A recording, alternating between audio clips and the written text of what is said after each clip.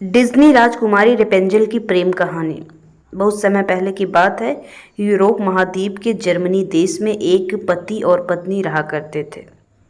दोनों का एक दूसरे के सिवा कोई और नहीं था। विवाह के कई वर्षों के उपरांत भी उनकी कोई संतान नहीं हुई। समय इसी प्रकार गुजर रहा था कि अचानक एक दिन स्त्री को अपनी कोख में संतान की अनुभूति हुई और गर्भावस्था के दौरान उसको कुछ इस प्रकार महसूस हुआ कि उसको रेपेंजल नामक साग खाना चाहिए। आसपास वहाँ साग कहीं नहीं उपलब्ध था। पति पत्नी एक जादूगरनी के बगीचे के समीप रहते थे। पत्नी के मन की बात जब पति ने सुनी तो पति ने उससे वादा किया कि वो उसके लिए रेपेंजल नाम की वो साग साथ ले आएगा। बगीचे में चोरी से घुसकर उसने वो साग अपनी पत्नी के लिए तोड़ी और ये क्रम कई दिनों तक चलता रहा। एक दिन बगीचे की मालकिन जादूगरनी ने, जिसका नाम डेम गोथल था, उसे ये चोरी करते हुए देख लिया और जादूगरनी ने पति को बंधक बना लिया। पति जादूगरनी के सामने गिड़गिड़ाया। अंततः जादूगरनी एक शर्त पर वो साग उसकी पत्नी के लिए देने के लिए राजी हो गई। शर्त ये थी कि संतान के जन्म के बाद वो उसे जादूगरनी को सौंप देगा।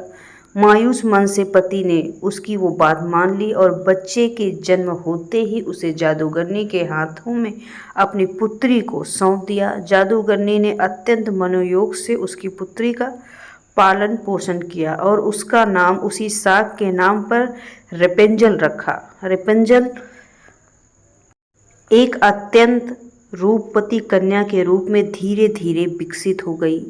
उसके सुनहरे बाल, अद्वितीय रूप की चर्चा आसपास धीरे धीरे फैलने लगी। कन्या 12 वर्ष के होते ही जादूगरनी डेम गोथल ने उसको एक ऐसी मीनार में कैद कर दिया जिसमें ना तो कोई दरवाज़ा था और ना चढ़ने के लिए कोई सीढ़ी। उसमें एक ऊंचे स्थान पर एक कमरा था जिसमें केवल एक खिड़की थी। जादूगरनी अपनी जादुई शक्तियों के माध्यम से छोटी बच्ची तक पहुंच सकती थी। हर दिन उससे मिलने के लिए एक दिन में एक समय जरूर जाती थी। इसी प्रकार से दिन बीतने लगे। वो बच्ची बड़ी होकर अत्यंत रूपवती स्त्री के रूप में विकसित हो गई। उसके लंबे घने सुनहरे बाल इतने लंबे हो गए कि बाद में जादूगर ने उनके सहारे मीनार पर चढ़कर कमरे में आने और जाने लगी। ऐसा करते वक्त वो रेपेंजल को पुकारते हुए कहती, रेपेंजल अपने बालों को गिराओ ताकि मैं तुम्हारे सुनहरे बालों पर चढ़कर ऊपर आ सकूं। समय इसी तरह से गुजरता गया और एक दिन किसी राज के राजकुमार घूमते घूमते उसी क्षेत्र में आ गया जहां रेपेंजल उस मीनार में रहती थी। रेपेंजल की आवाज़ में अद्वितीय मिठास थी। वो गाती थी तो जैसे समय ठहर जाता था। एक दिन राजकुमार को टहलते टहलते एक मधुर आवाज़ सुनाई पड़ी। वो आवाज़ कहाँ से आ रही थी ये जानने के लिए जब राजकुमार मीनार के पास गया तो उसे दिखाई पड़ा कि एक ऊंची मीनार के ऊपर कमरे में एक सुंदर रूपवती स्त्री रहती है। उसकी इस मिठास आवाज़ को सुनकर राजकुमार उसकी तरफ अत्यंत आकर्षित हुआ और वो अपनी उत्सुकता पर काबू नहीं कर सका।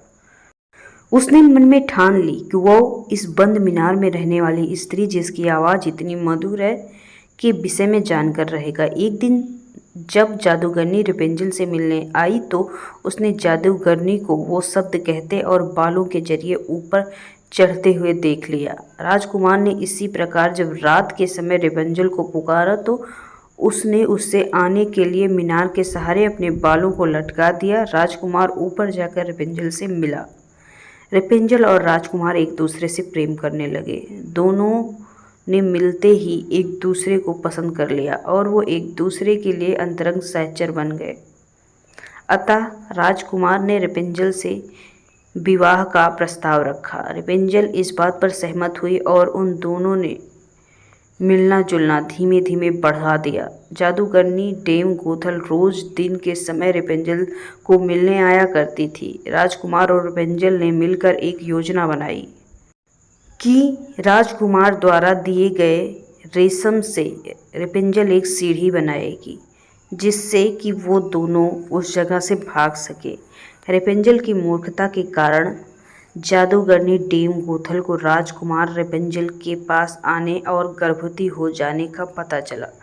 जादूगरनी डेम गोथल ने रेपेंजल को मीनार से बाहर निकाल दिया और जंगली जानवरों के बीच विचरने को अकेला छोड़ दिया और वो स्वयं उस मीनार के कमरे में जाकर छुप गई। राजकुमार के चढ़ने के लिए उसने रेपेंजल के बालों को काटकर उन्हें मीनार के बाहर लटका दिया ताकि राजकुमार ऊपर चढ़ सके और कोई शंका न हो।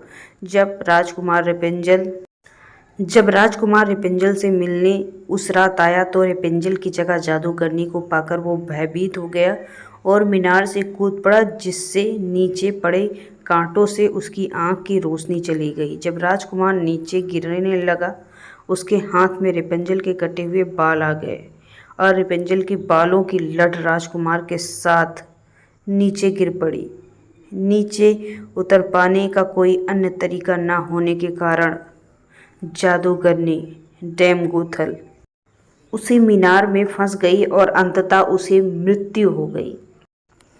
अपनी आंखों और अपनी प्रेमिका को खो देने के बाद राजकुमार निराश होकर अंधा होकर जगह जगह भटकने लगा। कई महीनों तक इस प्रकार भटकने के पश्चात वो उस क्षेत्र में जा पहुंचा जहां पर रेपेंजल बस चुकी थी।